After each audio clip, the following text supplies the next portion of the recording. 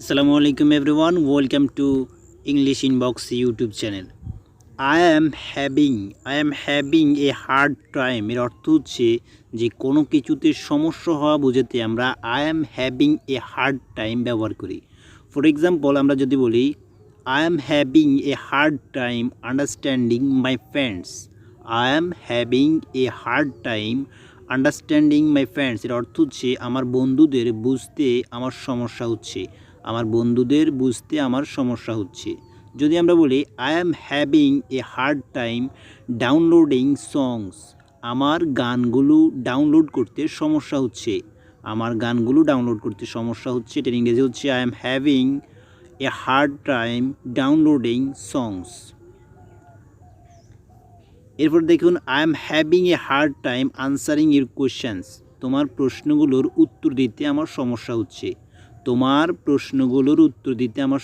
হচ্ছে। এটার ইংরেজি হচ্ছে I am having a hard time answering your question. Similarly আমরা বলতে পারি I am having a hard time understanding the rules, I am having a hard time browsing internet.